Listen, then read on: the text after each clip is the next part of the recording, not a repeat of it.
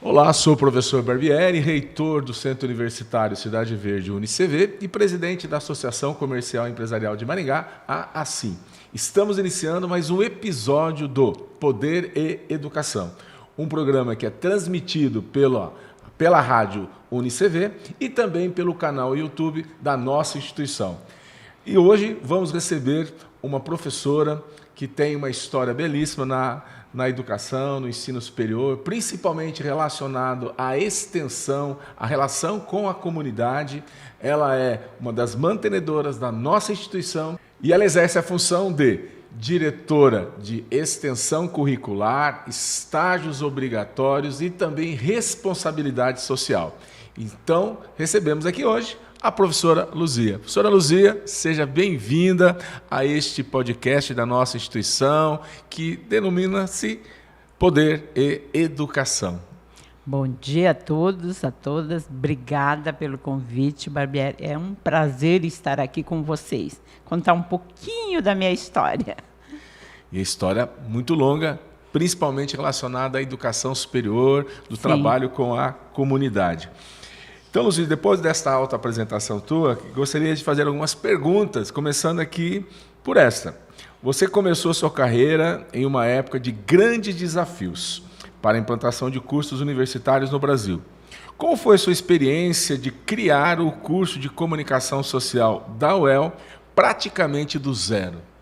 Bom, realmente foi uma época difícil. Eu formei na Exalc em licenciatura em Economia Doméstica. Mas, quando aluna, já escrevia num jornal em São Paulo semanalmente. Aí eu fui convidada pelos professores de comunicação para fazer mestrado. E eu fui fazer mestrado na USP, na Escola de Comunicações e Artes. Estava fazendo o mestrado, iniciando o mestrado, passei no concurso público na Universidade Estadual de Londrina, com 22 anos. E aí, a minha missão era implantar o curso de Comunicação Social, Jornalismo e Relações Públicas na UEL em 1974. Então, uma época de ditadura, uma época difícil, e começar com o curso de Jornalismo e Relações Públicas. Era uma tarefa difícil. Eu fui aluno da UEL, trabalhei lá em Londrina e também estudei, fiz farmácia lá no UEL. Eu lembro que eu tinha algumas aulas ali perto do centro de comunicação e realmente não devia ser muito fácil na ditadura, né? Sim. Ter ali a implantação de um curso tão aberto, tão relacionado com a comunidade, tão atento a todos os movimentos que são os movimentos sociais. Sim. Né? É porque eu, como não era formada em jornalismo, eu tive que fazer 12 disciplinas em menos de um ano no curso de jornalismo da ECA, né, Escola de Comunicações e Artes, para poder iniciar o mestrado. E aí eu fui aluna, eu fui monitora dos professores, enfim, eu tinha que absorver tudo muito rapidamente. E chegando em Londrina, quem foi fazer o curso de jornalismo? Alunos que, na verdade, eram profissionais antigos já na área de jornalismo. E, claro, que eles, na época da ditadura, são os que mais se manifestavam. Então, eu ficava sempre o reitor querendo cobrar quem eram os alunos que foram para a manifestação. Foi um processo bastante difícil, mas acho que eu fui muito diplomática, né? Eles vinham com as fotografias, auréolas na cabeça. Você conhece esse aluno? Você, como você tem uma memória boa, você deve conhecer todos os alunos. E perguntava os nomes. Falei, não, ainda não gravei os nomes, porque era uma forma de não estar denunciando individualmente cada aluno. Então, foi um processo dolorido, difícil. Mas acho que passamos por isso e demos conta. E você tem uma das características bastante marcantes, que é uma característica muito diferente da minha. Eu não memorizo o nome, eu sei que você memoriza muito. E dessa fase, o que mais influenciou a sua trajetória profissional? Eu acho que, não só na época do início da profissão, mas eu sempre fui líder estudantil. Líder estudantil no sentido de assumir já trabalhos comunitários. Eu sempre fui estagiária do Departamento de Economia Rural. Então, projetos na área rural com produtores, eu participava em todos.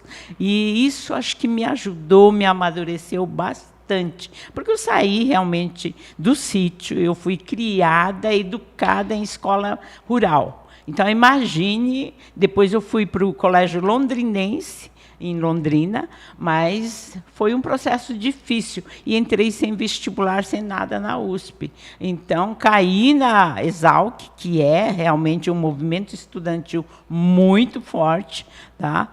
Mas eu sempre ocupei o papel de liderança e de querer praticar. Já naquela época, eu acho que pela minha própria criação, eu já queria fazer a prática, queria ir para campo. E essa coisa de escrever em jornal semanal, era um jornal nipo-brasileiro, jornal paulista. Era dirigido para jovens da área rural, mas jovens de origem japonesa. Então, a missão também era difícil, porque eles tinham uma formação diferente, né? Disciplina, hierarquia, o coletivo muito forte. Então, eu acho que foi um aprendizado muito grande. Luzia, e a disciplina de comunicação rural que você acabou ministrando, ela evoluiu para a comunicação comunitária, trouxe inovações importantes. O que a motivou a incluir essas áreas no curso da UEL? É o seguinte, Londrina era a sede da Embrapa Nacional de Soja, que foi criada em 73, o IAPAR, Instituto de Pesquisa Agronômica do Paraná, e a Emater muito forte. Eu achei que curso de jornalismo de uma universidade pública situada numa região agrícola, ela tinha que ter comunicação rural. E nós criamos a disciplina com a ajuda do Rui Fernando Barbosa, que era editor-chefe da revista Realidade, que foi um sucesso no Brasil. O Rui estava recém-contratado na UEL também junto comigo. E nós fazíamos um mestrado, nós viajávamos para São Paulo, era o mesmo orientador, professor Dr. Hiroshi Saito, e a gente fazia todos os trabalhos juntos. E aí resolvemos criar a disciplina de comunicação rural. E ela foi assim inovadora em termos de Brasil. E nossos alunos formavam e iam para a Emater, iam para as cooperativas agrícolas, que no Paraná são muitas. Então, a gente achou que a universidade devia ser a retaguarda de estar pesquisando e dando novas teorias ou novas linguagens, novas formas de fazer jornalismo para futuros jornalistas. E aí nós sediamos 2 grandes congressos nacionais de comunicação rural em Londrina. Então, sempre o trabalho era conjunto com a Embrapa, Centro Nacional de Soja, IAPAR e Emater. E foi assim Londrina foi referência nacional em extensão e em comunicação rural. E aí você pergunta da comunicação comunitária. Chegou um período que, em 98, nós achamos que não havia mais essa dualidade rural e urbano. E aí criamos a comunicação comunitária, que servia tanto para o rural como para o urbano. E foi assim muito bem recebido também, porque não era uma disciplina em todos os cursos de jornalismo e relações públicas. E começamos a formar profissionais para trabalhar jornais comunitários, relações comunitárias. E disso saiu muitos profissionais trabalhando com jornal de bairro, jornal comunitário, rádio comunitária e tudo mais. Então, Londrina, a UEL sempre foi referência, justamente porque a gente estava preocupado onde a UEL estava realmente localizado, qual era o entorno, essa preocupação. E aí fazíamos pesquisa para testar novas linguagens para o jornalismo rural, para o jornalismo comunitário. Então, nós criamos o jornal Terra e Gente, que era para comunidades, e foi um sucesso. E era a época da efervescência dos movimentos estudantis. Então, nós pegamos bons alunos, porque, claro, essas lideranças estudantis, eles eram muito bons. Tá? Eles poderiam estar contestando e tudo, mas eram excelentes profissionais. E eles vieram comigo para fazer esse jornalismo rural, jornalismo comunitário. Então, esse jornal Terra e Gente foi assim, mas foi cassado, porque nós testávamos a linguagem nova, então a gente achava que o produtor rural tinha que pensar quando lia o jornal e não dar a receita pronta, só chapa branca, tipo, só a posição do governo. A gente dava as várias posições na mesma matéria. E aí o produtor falava, puxa, mas vocês dão dor de cabeça, porque eu tenho que conversar com liderança para saber exatamente como me posiciono. E esse era o intuito, era no sentido dele questionar, dele pensar, dele ser mais crítico e não simplesmente assumir tudo como a única verdade. Mas foi uma experiência excelente. Eu acho que aprendi muito na convivência com produtores, convivência com as comunidades. Acho que aí começou toda uma vontade de trabalhar em extensão rural e extensão universitária. Bela história. Hoje, vocês que estão nos ouvindo aqui pela Rádio UniCV, você está ouvindo um projeto que foi feito em várias mãos. Então, nós tivemos a ideia, que já é antiga, do professor Plínio, mas quem está ajudando a operacionalizar é quem domina o assunto, que é a professora Luzia, junto com a Amanda e o Everton, que são aqui colaboradores que estão atrás fazendo toda a parte operacional. Mas a professora Luzia é aí a grande orientadora, mentora de todos que estão envolvidos com a Rádio UniCV. Luzia, você é pioneira quando a gente fala de metodologias para integrar o ensino, a pesquisa e a extensão. Daí, uma pergunta que não quer calar. Qual a importância da extensão para o desenvolvimento socioeconômico do Brasil? Olha, eu fiz parte, eu brinco que eu sou da época realmente muito antiga. Em 86, eu assumi como pró-reitora de extensão universitária da Universidade Estadual de Londrina. E aí era a época de abertura nas universidades públicas, primeiros reitores eleitos democraticamente. E aí nós organizamos o Fórum Nacional de Pró-Reitores de Extensão das Universidades Públicas, que existe até hoje, muito forte. E eu fiz parte, inclusive, do Ministério da Educação, fui eleita pelo Fórum dos Reitores das Universidades Públicas para representá-los no MEC, para discutir as novas diretrizes de extensão universitária. Porque, até então, a extensão era tida como uma forma de levar a ideologia do governo para a sociedade. E nós achamos que a extensão devia ter um papel mais importante, porque é onde o aluno ia a campo, o professor ia a campo, a comunidade, e aprendia, levava o conhecimento acadêmico e trazia toda a ansiedade, as expectativas e a realidade da comunidade. Então, nós criamos as novas diretrizes da extensão universitária, que é a extensão articula o ensino e a pesquisa.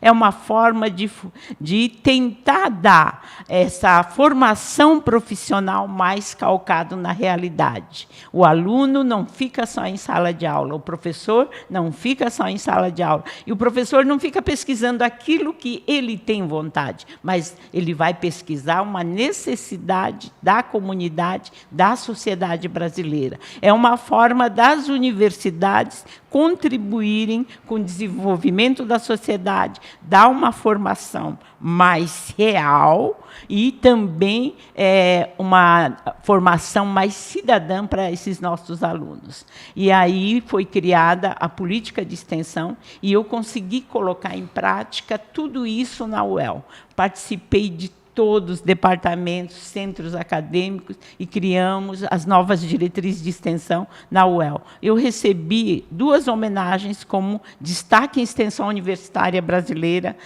no Fórum de Pró-Reitores. Então, é uma coisa que a gente assume a universidade, o ensino, a educação, como realmente a mentora, ela vai participar com a comunidade no desenvolvimento da comunidade. E é isso que que nós estamos fazendo na UniCV. E, por isso, a UniCV é diferenciado. E ontem recebemos prêmio de uma Câmara de Vereadores de Sarandi. Nossos alunos, nossos professores, realmente comprometidos com a realidade, tentar diminuir essa distância que existe no país entre as pessoas. Eu acho que a UniCV está fazendo o seu papel e é muito importante nossos alunos realmente conectados e responsáveis realmente para mudar essa realidade. Ontem eu estive lá na Câmara Municipal de Sarandi, a menção honrosa que foi proposta pelo vereador Balaco. E, assim, é uma emoção você receber uma menção honrosa representando a instituição. Nós estávamos os dois ali, subimos ao palco, tivemos a oportunidade de falar e depois fomos tirar foto com os professores, coordenadores e alunos. Realmente eles estavam assim, missão cumprida. A missão que foi dada, ela foi cumprida com louvor. E realmente é uma forma de unirmos o saber teórico com o saber prático e fazer, então, aí essa intervenção na comunidade. Luzia, você passou por diversos cargos na vida acadêmica de liderança. Então, chegou primeiro implantando um curso com 22 anos na UEL, depois você também foi pró-reitora de extensão, foi também vice-reitora da UEL, uma universidade que é referência no Brasil todo. Quais foram os desafios que você enfrentou quando estava como líder nesses diversos setores educacionais? Olha, eu assumi esses cargos muito jovem e também primeira Nikkei. É claro que eles acham que eu estava lá para defender os descendentes japoneses. E alguns realmente faziam essa pergunta. E eu falava que a pessoa que estava fazendo a pergunta estava com muito mais preconceito do que eu que estava assumindo esse cargo. E eu nunca defendi apenas uma raça ou porque eu sou de origem japonesa. Carrego, sim, na minha formação, vários itens no sentido dessa formação, que é a disciplina, a educação, a resiliência, né? O respeito às pessoas. Eu estive agora quase um mês no Japão e a gente vê tudo isso que realmente a gente herdou, mas nós herdamos as coisas boas no bom sentido de contribuir, não de que a gente tem que defender uma raça ou outra. E, principalmente, tentar fazer com que o Brasil seja melhor e que nós possamos, nós, instituição de ensino, passar realmente no sentido de privilegiar ou dar oportunidade para outras pessoas que não têm a mesma oportunidade. Então, citar um exemplo desse trabalho nosso em Sarandi que você citou agora. Nós já formamos 135 jovens aprendizes de Sarandi que não têm oportunidade de um curso de iniciação à web design, e nós já colocamos no mercado mais de 50. Nós fazemos a diferença, a educação faz a diferença.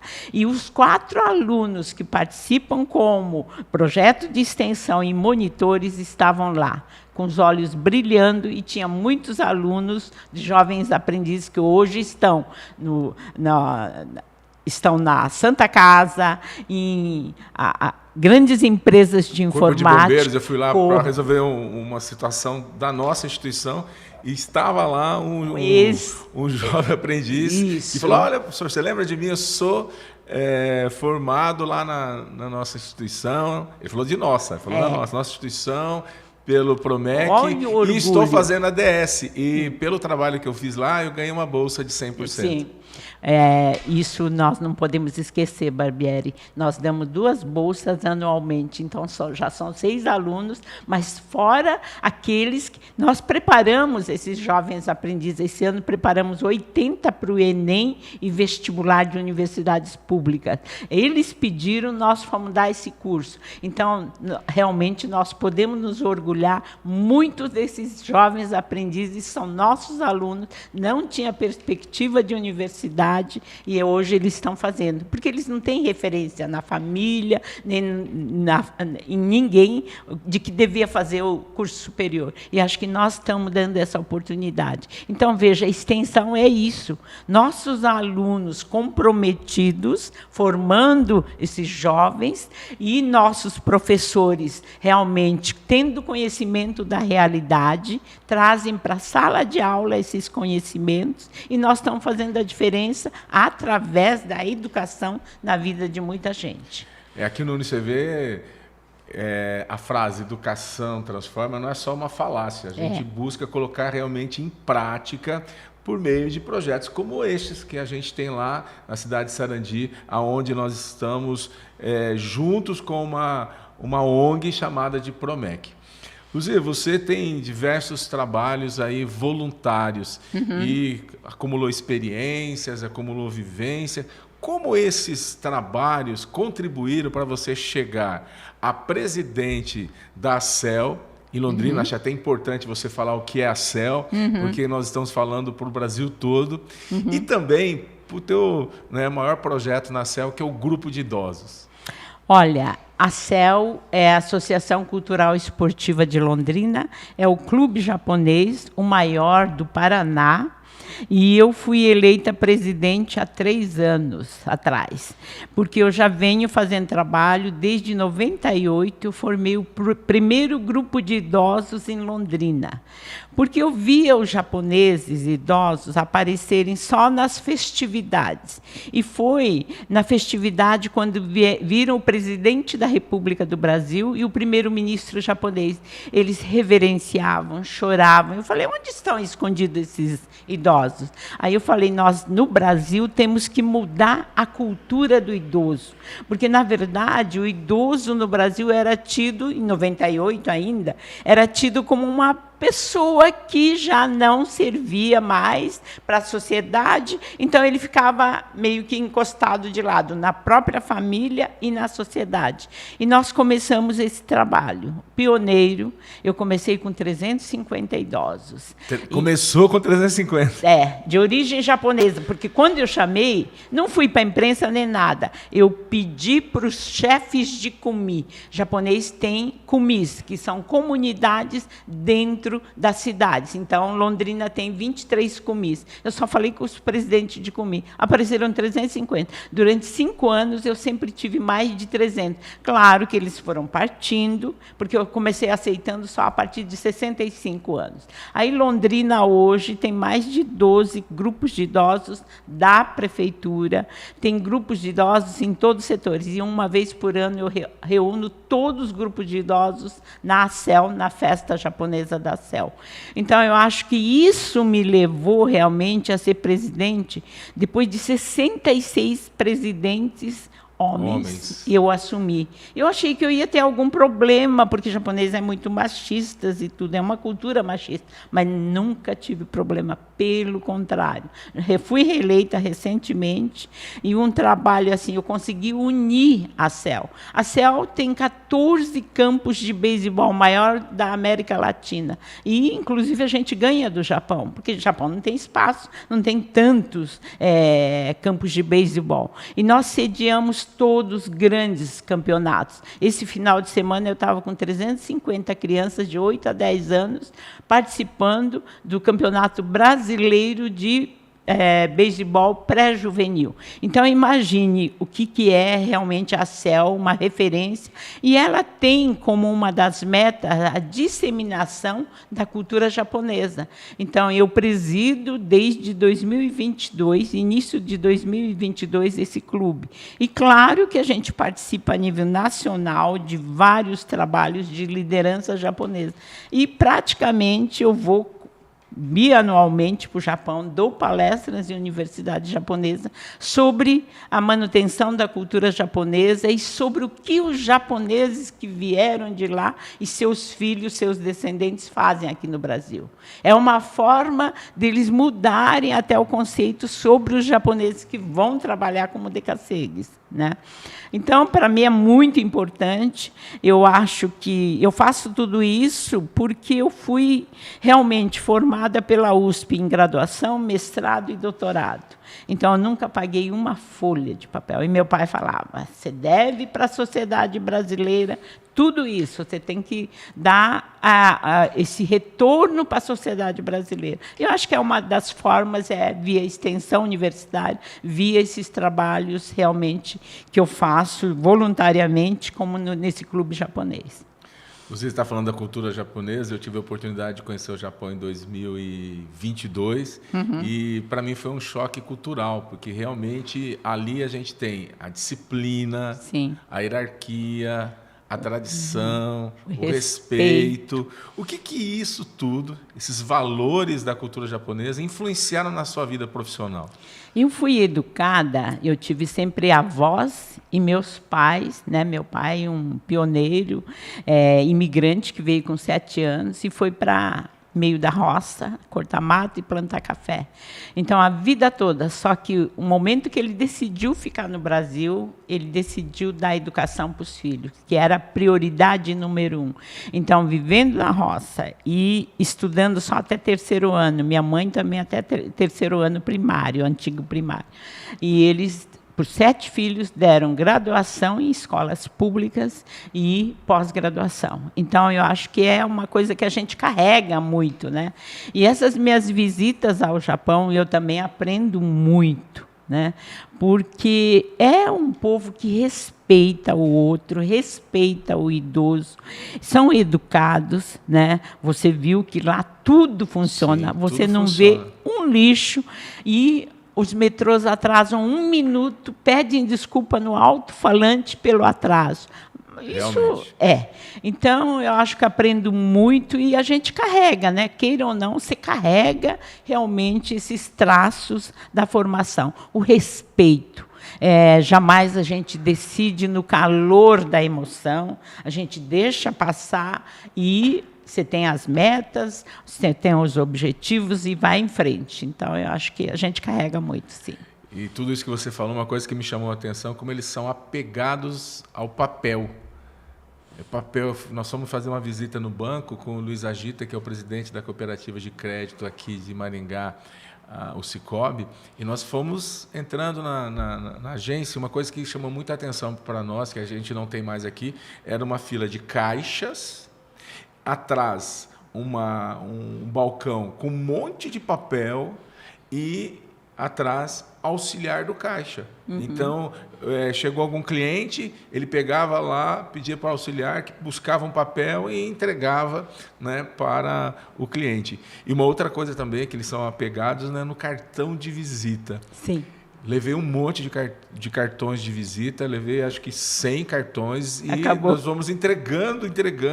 Existe um respeito na hora de entregar o cartão Sim. de visita e um respeito na hora de receber. Eles Sim. valorizam muito o cartão de visita, né? Olha, o Japão é um país de tecnologia, mas eles continuam muito apegados a esse papel. É que eles são assim muito respeitosos. Esse negócio de cartão de visita é porque eles querem saber quem é você, em termos de hierarquia, em termos de pessoa, porque se você ocupa um cargo, você tem a sua importância. Então, eu devo respeitar você antes de mais nada. Entendeu? E eles entregam o cartão baixando a cabeça, no sentido realmente de respeito, né? E uma coisa que eles respeitam muito, você foi representando uma instituição de ensino. Sim. A educação lá é em primeiro lugar. Se tiver um vereador e um professor, o professor é mais importante do que o vereador. Sim. Então, eu fui muito bem tratado por ser reitor do UniCV. Muito bem tratado. Então, por exemplo, eu vou sempre para dar palestras. Mesmo nessa viagem minha de passeio, de férias, eu estava 3 anos sem férias, tirei férias, fui para o Japão para descansar. Aí, quando eles souberam, me convidaram para dar palestra, já tinha passagens, hotéis reservados em Okinawa. Então, veja, em aeroportos, eles não perguntam nada. Se você é professor, você é uma autoridade.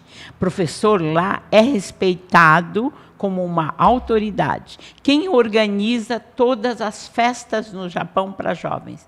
São as escolas. Então, o Japão tem uma festa tradicional, que é feriado nacional, o dia da maioridade. Quando o jovem completa 20 anos, as escolas chamam todos que estão completando 20 anos, todos, não importa de que classe você é, onde você mora, vocês são convidados para completar. Agora, você é cidadão japonês, você deve também ao seu país. Não é mais apenas o jovem com nome, sobrenome, que pertence a uma família. Você é um cidadão japonês. Veja a responsabilidade das escolas. As escolas convidam e vão todos, não importa de que classe ou onde você mora. Todos. E as famílias vão juntos, e depois dessa festa, dessa sessão solene, que as escolas, secretária da Educação comanda, eles vão fazer o piquenique com as famílias nos jardins da prefeitura. É uma coisa linda.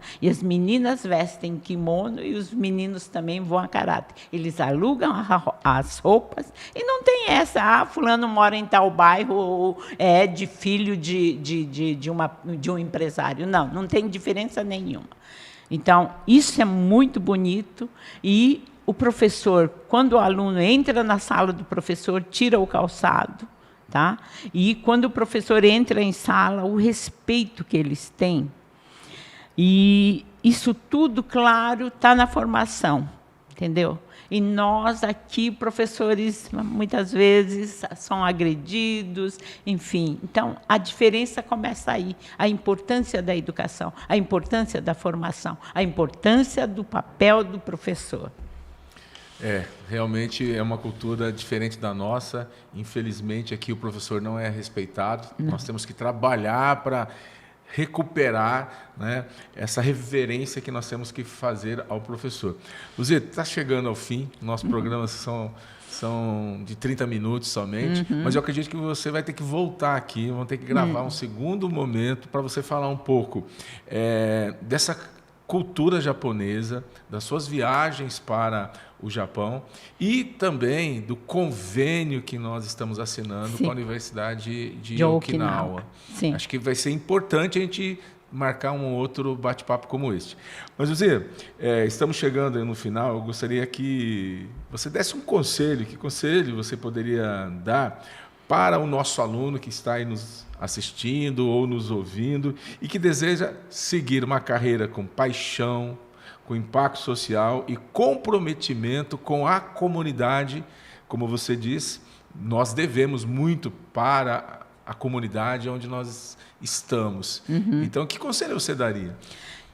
O conselho que eu daria para vocês jovens hoje, vocês têm oportunidade via ensino à distância.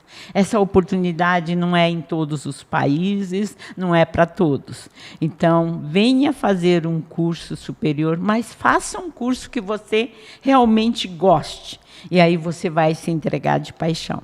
E alunos do ensino à distância têm um comprometimento maior com a sociedade. Isso a gente nota com a comunidade que ele vive. Então, alunos de escolas particulares, eles são oriundos dessas comunidades. Então, eles se comprometem mais. Nós temos alunos de educação física, todos de um ensino à distância, que participa dos nossos projetos sociais.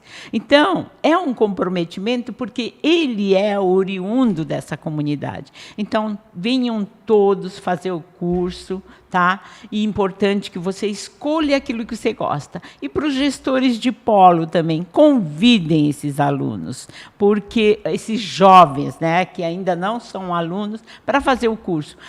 Realmente, a educação faz a diferença. Nós estamos vendo que alunos que têm o diploma superior, ensino à distância ou presencial, ele tem outra cabeça, ele tem outra mentalidade, porque, claro, ele evolui. Então, sejam todos bem-vindos ao UniCV. Nós fazemos questão de dar essa formação para vocês. Luzia, obrigado aí pela oportunidade de ouvir, você contar para nós toda essa história e, com certeza, vai impactar a vida de muita gente. Obrigado. Olá, sou o professor José Carlos Barbieri, estou encerrando mais um episódio do Poder e Educação.